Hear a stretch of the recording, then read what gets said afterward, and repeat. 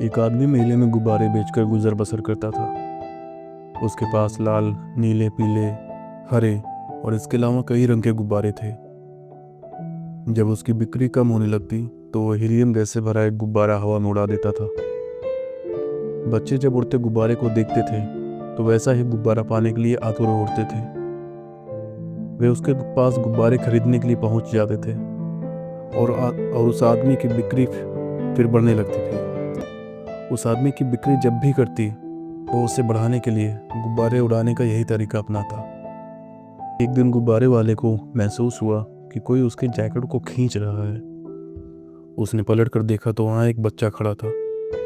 बच्चे ने उससे पूछा, अगर आप हवा में किसी काले गुब्बारे को छोड़ें तो क्या वो भी उड़ेगा? बच्चे के इस सवाल ने गुब्बारे वाले के मन को छू लिया। बच्चे की ओर मुड़कर उसने जवाब दिया, बेटा, गुब्बारा अपने रंग की वजह से नहीं उड़ता बल्कि उसके अंदर भरी गैस की वजह से उड़ता है। हमारी ज़िंदगी में भी यही उसूल लागू होता है।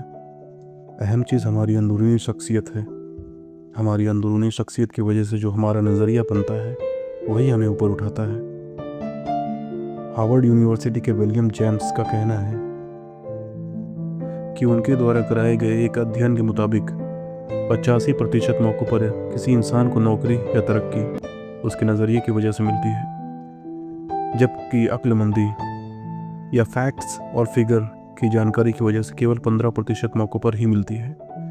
ताज्जुब की बात है कि ज़िंदगी में कामयाबी दिलाने में तथ्यों और आंकड़ों की केवल 15% हिस्सेदारी होती है। कामयाबी की बुनियाद तो नज़रिया ही है। अगर कामयाब होने के लिए नज़रिए की इतनी अहमियत है तो क्या हमें ज़िंदगी के बारे में अपने नज़रिए की जांच परख नहीं करनी चाहिए?